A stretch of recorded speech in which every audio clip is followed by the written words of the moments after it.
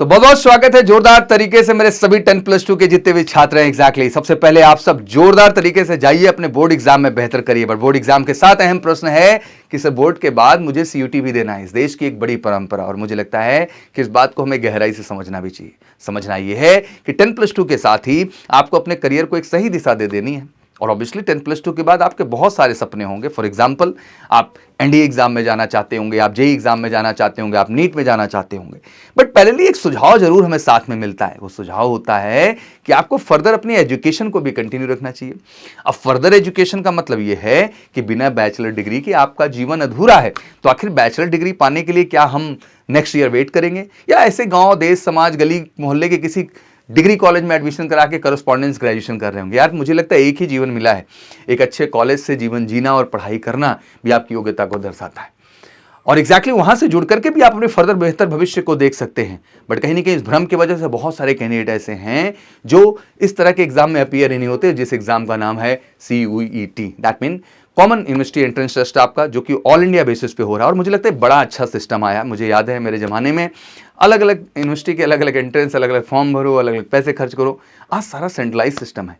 NTA ने एक खूबसूरत एग्जामिनेशन सिस्टम बनाया, नेशनल टेस्टिंग एजेंसी ने, और 12th के जस्ट बाद आपको अपॉर्चुनिटी मिलती है इस एग्जाम में अपीयर होने की, जिससे कि आप अपने फेवरेट जो यूनिवर्सिटी का आप हिस्सा बनना चाहते हैं। भाई सपना होता है डीयू में जाना, सपना होता है जेएनयू में जाना, सपना होता है बीएचयू में जाना, सपना होता है इलाहाबाद यूनिवर्सिटी में जाना, सपना होता है अलीगढ़ मुस्लिम, सपना होता है देश की 100 आप टॉप यूनिवर्सिटीज हैं जिनका हिस्सा बनना आपका सपना होता है। एग्जैक्टली और मुझे लगता है उस सपना पूरा करने का जो रूट है वो सीयूटी है। बट प्रश्न अहम है कि आखिर 12th बोर्ड के साथ साथ इस एग्जाम को भी कैसे बैलेंस करें। सर बिल्कुल घड़ी नजदीक है। अब आपका फैब में बोर्ड का एग्जाम शुरू हो रहा है।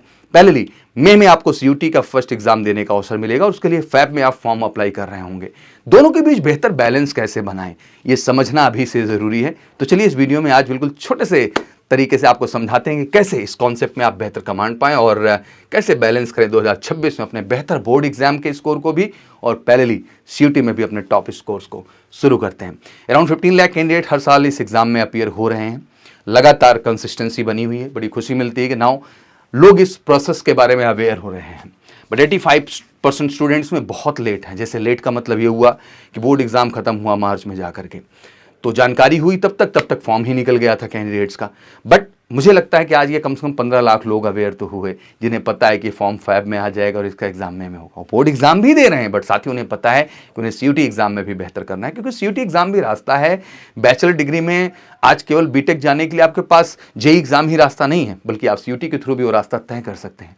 आज बीएससी करने के लिए या बायोटेक्नोलॉजी का कोई कोर्स बीएससी पे कर रहे हैं, बायो से करना है आपको, तो मुझे लगता है कि यही एक बेहतर रूट है। सिंपल आप ग्रेजुएशन भी करना चाहते हैं तो भी ये बेहतर रूट है। अब इंपॉर्टेंट ये है कि आप बोर्ड में तो बहुत अच्छा परसेंटेज ले आए बट आप सीयूटी की कट ऑफ ही नहीं क्लियर कर पाए भाई, तो फायदा क्या मिला? तो ये चैलेंज है सामने कि कैसे बोर्ड में बेहतर परसेंटेज के साथ साथ सीयूटी में भी बेहतर स्कोर ला सके, जिससे आप कट ऑफ क्लियर कर सके और अपनी चॉइस की यूनिवर्सिटीज को गेन कर सकें।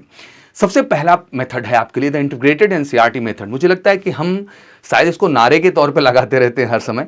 एनसीईआरटी आधार है अगर आप वाकई में चाहते हैं जीवन में कुछ भी तय कर पाना। मैं आज केवल सीयूटी जैसे एग्जाम की बात नहीं कर रहा हूं, बल्कि मैं एनडीए की बात करूं, जेई की बात करूं, नीट की बात करूं, कोई भी एग्जाम जो आप 10+2 लेवल पे बैठना चाह रहे हैं या ग्रेजुएशन लेवल पे जो भी एग्जाम्स हो रहे हैं, वहां ये बेस है। इसके मेथड्स, इसके कॉन्सेप्ट आपके लिए बेस है जो कि बैलेंस बनाएंगे आपको बेहतर तरीके से। मेथड क्या है कि read a chapter of for board, immediately solve the 20 MCQs from the same chapter for CUT.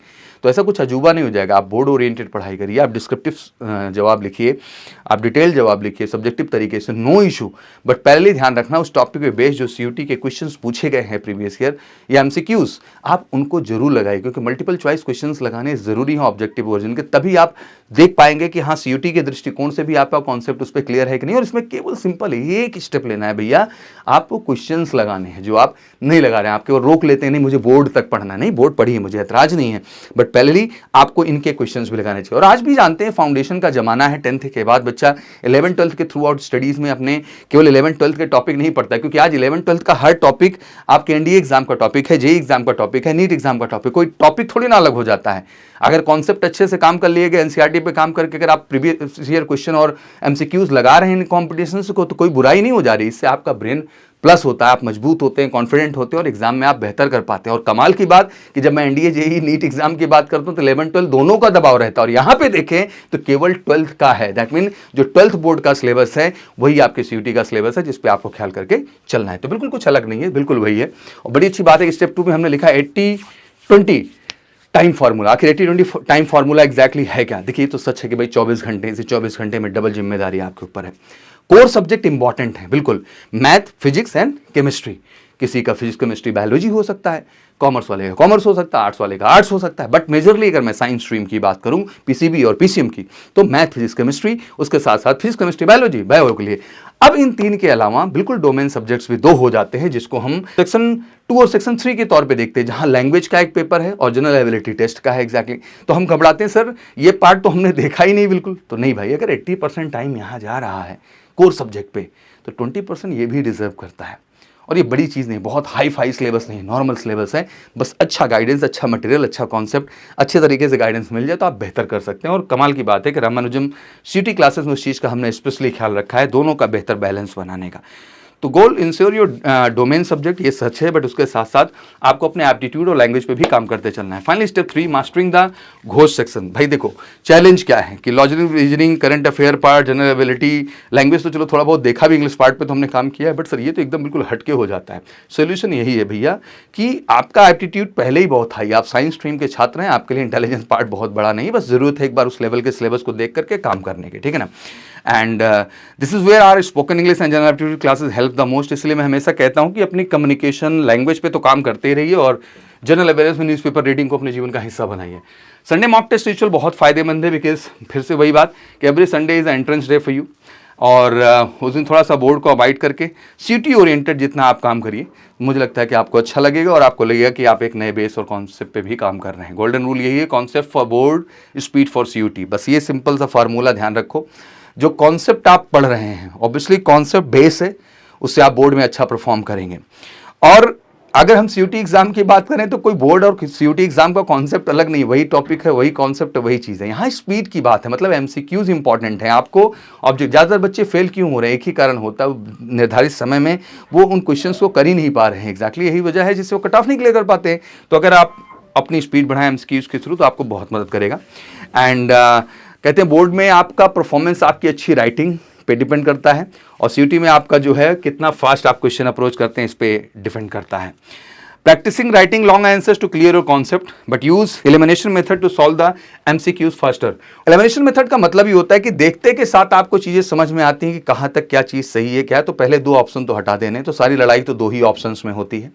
और आप जब 3-4 स्टेप सोचते हैं और चलते हैं तो ऑटोमेटिक उसमें भी क्लैरिटी मिल जाती है कौन सा ऑप्शन है। तो एलिमिनेशन भी बहुत जरूरी होता है और यही आधार बनता है। तो अगर इस बार वाकई में सीयूटी का फॉर्म भरना है फैब में, और इस बार चाहते हैं कि बोर्ड में भी अच्छा परसेंटेज लाने के साथ साथ सीयूटी एग्जाम्स में भी आप बेहतर करें, तो बिना देरी किए जुड़िए रामानुजम क्लासेस के सीयूटी स्पेशल क्लासेस के साथ। कॉल करके 8400060033 पर और पाइए बेहतर गाइडेंस। वीडियो थोड़ी अच्छी लगी हो तो शेयर जरूर करिएगा, बाकी कोई क्वेरी हो तो कमेंट सेक्शन में डालें। Thank you so much, wish you good luck. जय हिंद, जय भारत।